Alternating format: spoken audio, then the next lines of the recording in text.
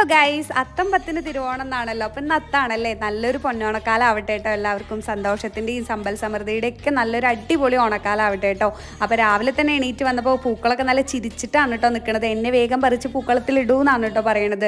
അതിനോടൊപ്പം ഒരുപാട് ഓർമ്മകളാണ് കേട്ടോ മനസ്സിലൂടെ പോയത്. നമ്മൾ കുട്ടിയായിരിക്കുമ്പോഴേ എൻ്റെ വീട്ടിൽ പൂക്കളിടാൻ പറ്റാറില്ല കേട്ടോ, നിർഭാഗ്യത്തിന്. കാരണം നമ്മൾ കുറച്ച് വലിയ തറവാടായതുകൊണ്ട് തന്നെ ആളുകൾ, വയസ്സായ ആളുകളൊക്കെ മരിച്ചിട്ട് നമുക്ക് പറ്റാറില്ല.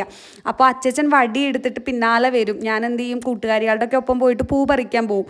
എന്നിട്ട് ആ പൂവും കൊടുത്തിട്ട് ഞാൻ മുറ്റത്തിടും. വീട്ടിലാണെങ്കിൽ ഇടാൻ പാടില്ലല്ലോ. അപ്പോൾ അച്ഛൻ പറയും, മോളെ അത് ചെയ്യില്ലേ, ദോഷമാണെന്ന് പറയും കേട്ടോ. അപ്പോൾ ഇന്നത് പറയാം അച്ഛനും ഇല്ല. ആ ഒരു ഓർമ്മകളൊക്കെ മനസ്സിലൂടെ പോകുമ്പോൾ കണ്ണ് നനയിക്കാതെ നമുക്ക് ഓർത്തെടുക്കാൻ പറ്റുന്നില്ല കേട്ടോ. അപ്പോൾ വീട്ടിലൊക്കെ നമ്മളെല്ലാവരും നമ്മളെ നാടൻ പൂക്കൾ തന്നെ വെച്ചിട്ട് പൂക്കളിടണം കേട്ടോ. അതിൻ്റെ ഒരു ഭംഗി വേറെ തന്നെയല്ലേ. അപ്പോൾ വീട്ടിലൊക്കെ പൂക്കളൊക്കെ നമ്മൾ കുറച്ചൊക്കെ ഒന്ന് നട്ട് നനച്ച് പിടിപ്പിക്കുക. അപ്പോൾ തുമ്പി മുക്കുറ്റിയൊന്നും കാണാനേ ഇല്ല കേട്ടോ. അപ്പോൾ എല്ലാവർക്കും നല്ല അടിപൊളി ഓണക്കാലം ആവട്ടെ എന്ന് ആശംസിക്കുന്നു.